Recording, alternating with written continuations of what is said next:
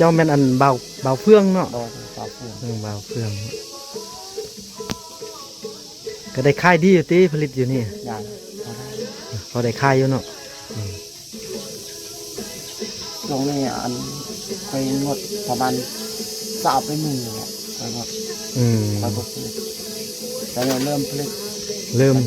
มมื้อนี้แล้วเนาะเริ่มตั้งแต่นี้ไปจนตลอดชีวิตนั่นแหละตลอดชีวิตนั่นน่ะแล้วเนี่ยไปปลูกเพื่อนในเชิงนะปลูกอยู่คุณอีกแต่ว่าปลูกอยู่พุ่นบนผลิตอย่างขึ้นไปแม่นเอาเนาะบ่ผลิตอยู่พุ่นพี่ละคนอยู่เนาะนอนพี่แบบว่าทุกคนไปมันน้อยยัดมันโอ้ยัดมือบางหลังแบบมือไม่เนี่ยไม่ตลาดบ่าวเฟืองเนาะตะกี้ก็อยู่นำกันอยู่ป่าเพิ่นเนาะได้เฮ็ดแนวได้อันจริงฮู้มาอยู่พี่น่ะอันนี้นะตอนทำอิฐนะเฮ็ดแนวได้จริงอันเขาโหมาแต่ต้นน่ะนอนฟันน่ะแต่ว่าฟันเขามาบอกค่อยเสียได้ประมาณ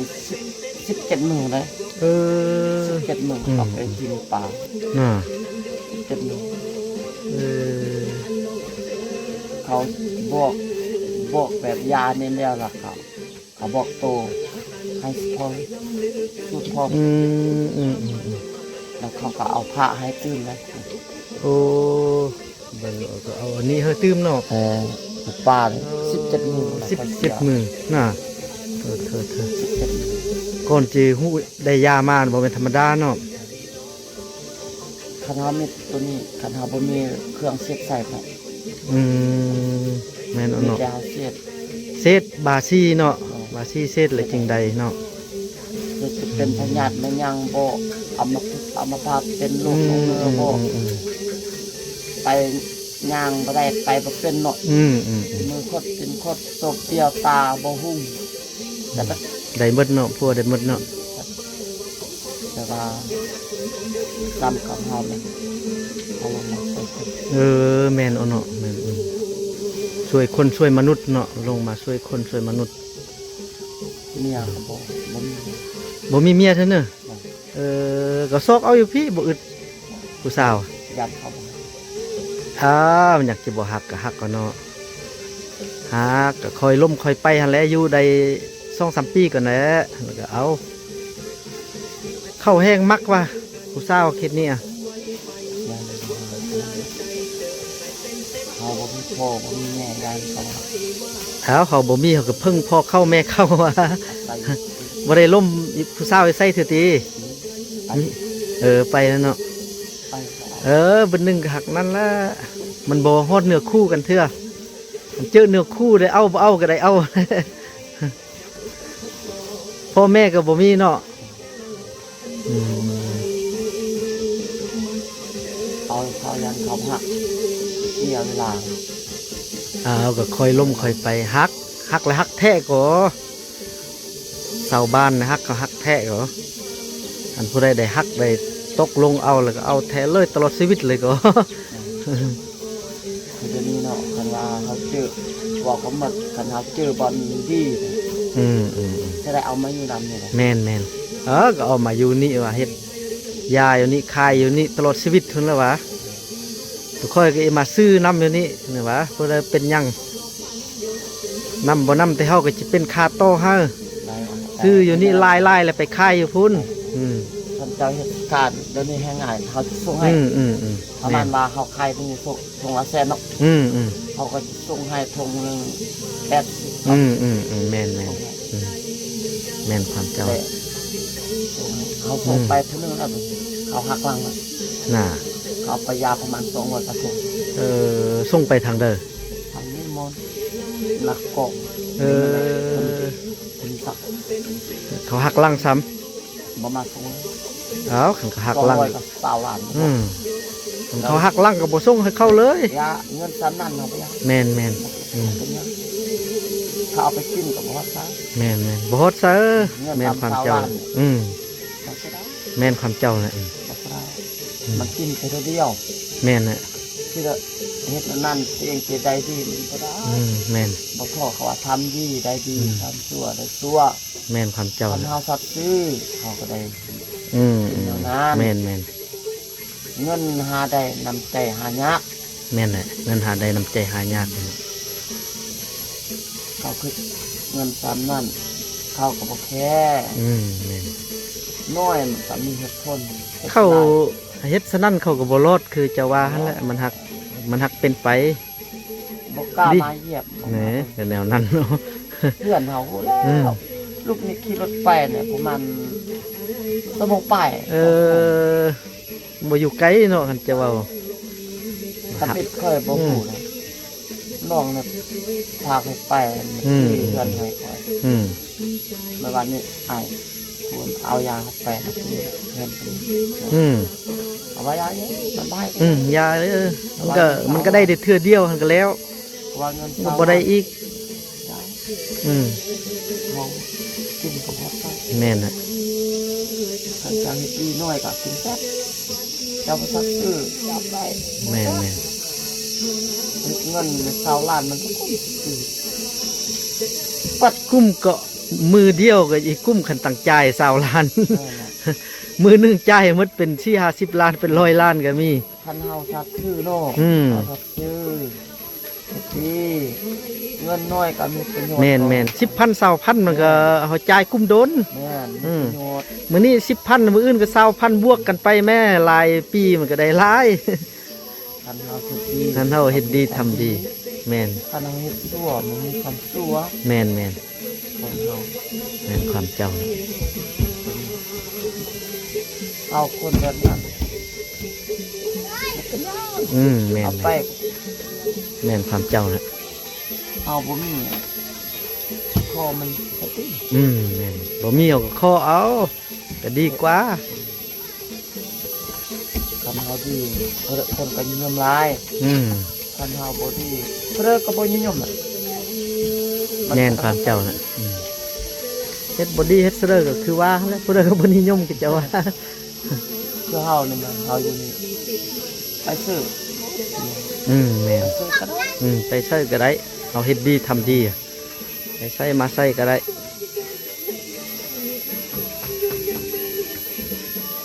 ตอนทำอิฐตอนอยู่ป้ามีหลายคนบ่อยู่นํกันน่ะ ทางมันสาวโสด สาวสองคนเนาะแล้วเลยก็ยังสาวสองคน ยังสาวสองกันเนอะแล้วมา บ้านยัง6คน ยังอยู่ป้าคนอีก6 คน ยัง6คน เด้10 ปลายคนมานี่แล้วเนาะ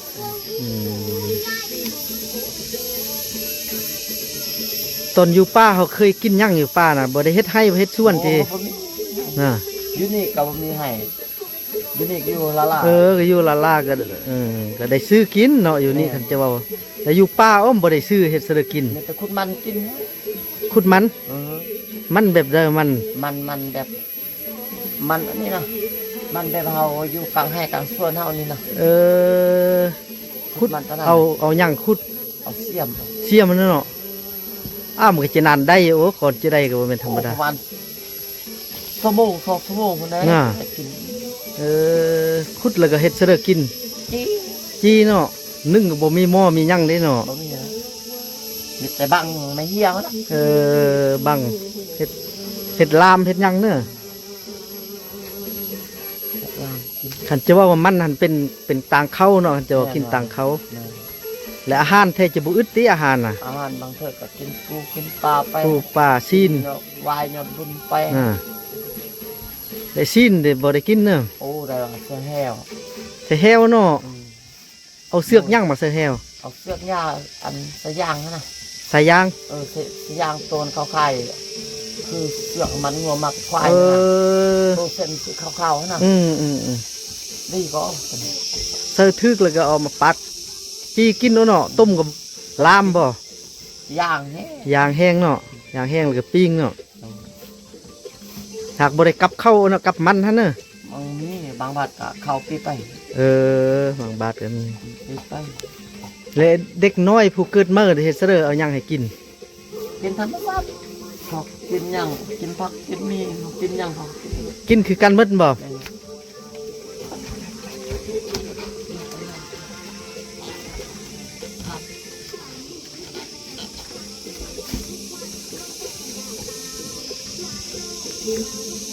ไม่มองเหยียบมันนั่นไอ้พลังมึงเด้อ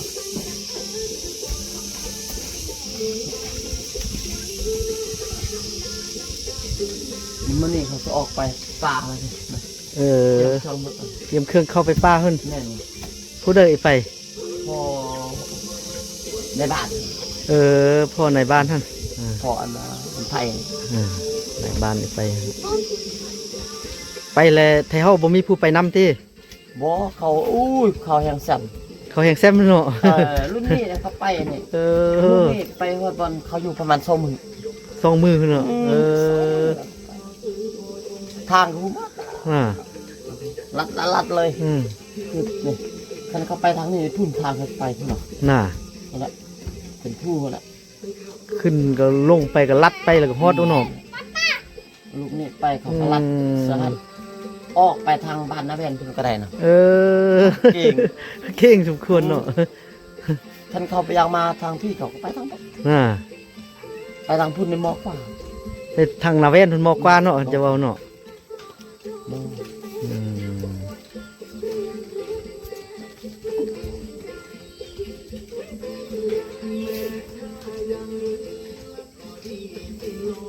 คันไปสุดลึงนี่ประมาณเดือน1 2 เดือนเขาออก อืมเออ ไปเขา สอกอยู่หากินก่อนเนาะหากินได้เลยยังมา หากินเธอได้เขาก็เอามาขายทางพี่เขาขายทางพี่เขาไปขาย อืม แต่ส่วนน้อยคนอันไปพุ่นน่ะเด้อยู่นี่มัน เออ มี4-5 คนเขาไปอยากไปแล้ว อ่า เขาลืมแล้ว เรื่องนั้นเนาะ มาอยู่นี่ได้2 ปีเขาลืม อืม ไปป่ามันทุกข์ มาอยู่นี่ได้2 ปีนี่แหล้วเนาะ ทุกข์เข้ามาได้ค่อยมาได้ประมาณ4 เดือน เอออืม 4 เดือน5 เดือนมื้อจะได้ นอนเวลานอนแนวเด้อตอนเฮาอยู่ป่าน่ะ ตัดตะตองปู้ ปู้และบัดนาวเด้อน่ะ บัดน้ำก็ธรรมชาติก็บัด ก็เฮาลึงก็คือบ่นาวลายเนาะดังไฟ ตังไฟลำดำ บ่ลำดังนึไฟ ตังน้อยเลย น้อยเดียวเนาะดังไฟเนาะ บ่แม่นคือเฮาดังย่ายๆลุกบึ้ง น่ะดังก็พอย ก แต่ เว้นแต่ยามอันน่ะเอาดังไฟก็กิน แต่งอยู่ครัวกินเนาะ มีแต่เนี่ยนะ อืม แต่นั้นล่ะก็หมดนอ อืม นอนประมาณ11 โมงเลยลุก 11 โมงคืนสิ 11 โมงมาเว้นนะ มื้อ ลู ช่วย กหลักก็ขวกิน ครัวกินเนาะ ไอ้ซอกขุดมันมากินแล้วก็นอน อืม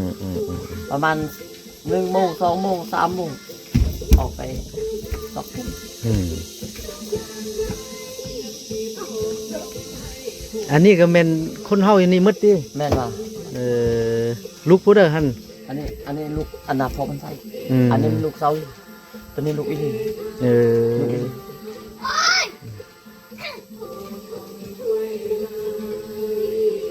เขาก็ว่าภาษาลาวได้หมดทุกคนเลยติ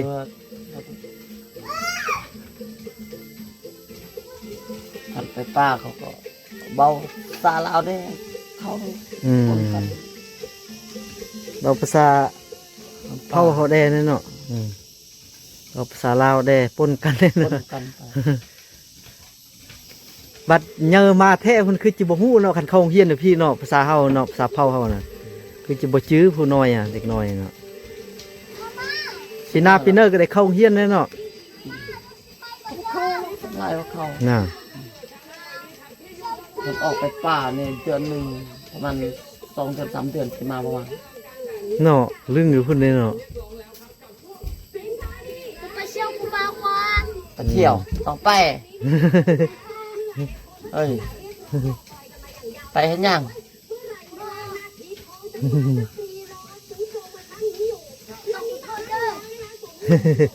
คือว่าภาษาลาวเก่งเลยเนาะ ไปไอ้บ่เอาก็ไปลิ้นไปเที่ยวไอ้บ่เอาเป็นเมียก็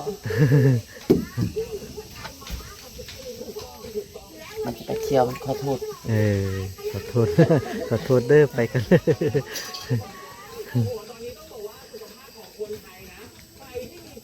ลูกพอเดียวแม่เดียวกันอยู่นี่มีจักคน โอ้หลายคนเลย อ่า ผู้หญิงกันนี่ผู้หญิงเท่ามี3 หญิงสาวมี3 คนเนาะ ผู้หญิงอันยักษ์นิ่มเลยนี่สอง อ่า ก็มีพวกทั้งสองครับ บ่มีพว สาก วลีกับอันสาวติ๊กน่ะบ่มีพวก สาวลี่หักว่าเอาพวกแล้ว เอาพวกมันเอามีดแทงมันแทงแต่นี่ยังเข้าหมอสัญญามันนะมันแทงสาวลีเขานี่ เออ ประมาณ3 เข็มไปใส่เลือดในมัดซี่ถก ยังว่าเป็นยังนะว่ายังว่าแทงหั่นน่ะ บักไหลอันนี้คนไทยบ้านนะไทยบ้านนะตุ่มเลยนะ น่ะกินเหล้าเมาติ บ่เราบ่คิดหรอก น่ะ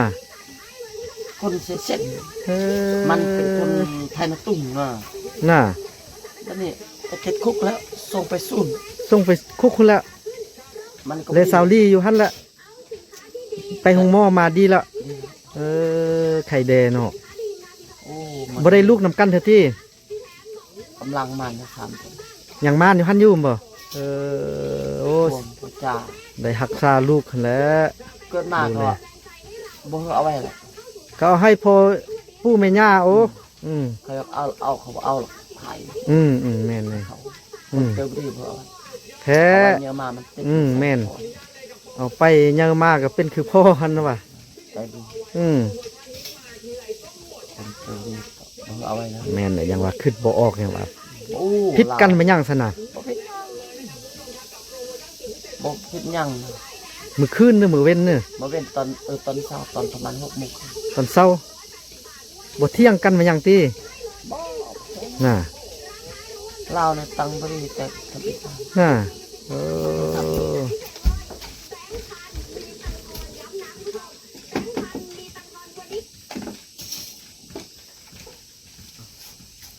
ว่าคนสักไปแล้ว2 คน ขอโทษเอาโทรศัพท์ไปลิ้นวับ ยอมนะครับ อืม เขากำลังเป็นเศร้า ลายขึ้นกับเจ้าเป็นนายบ้านอยู่นี่น่ะวะ เป็นมานี่แหละ มีละ มีพ่อ พ่อพูดได้ คนไทย เออออกไปเที่ยวคุณบ่มาเถอะเออ เป็นเศร้า เออ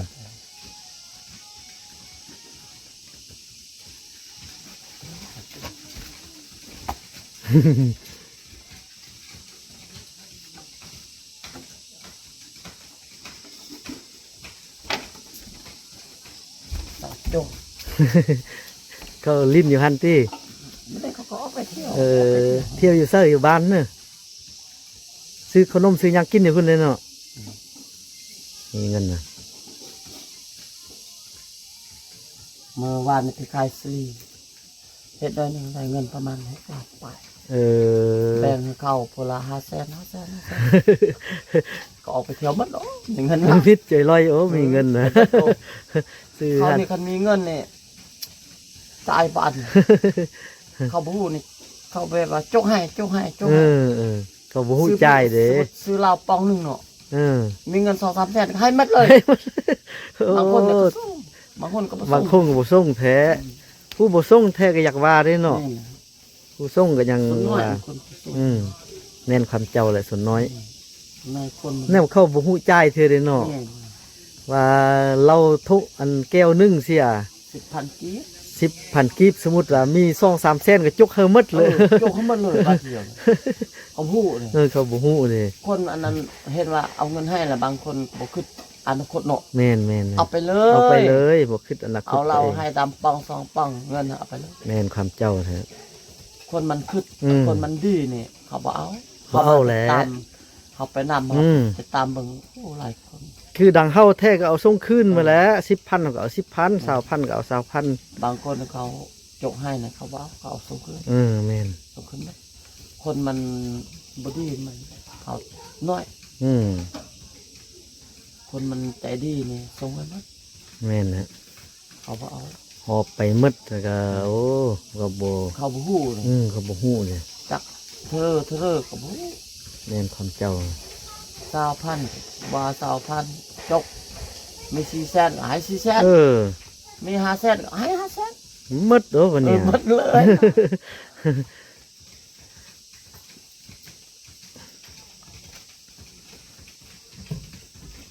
จับไปจุ่มน้ำเด้อบ่เฮาเปียกน้ำเด้อครับเปียกน้ำปวด เปียกน้ำน่ะปูดแล้ว เกี่ยวสับ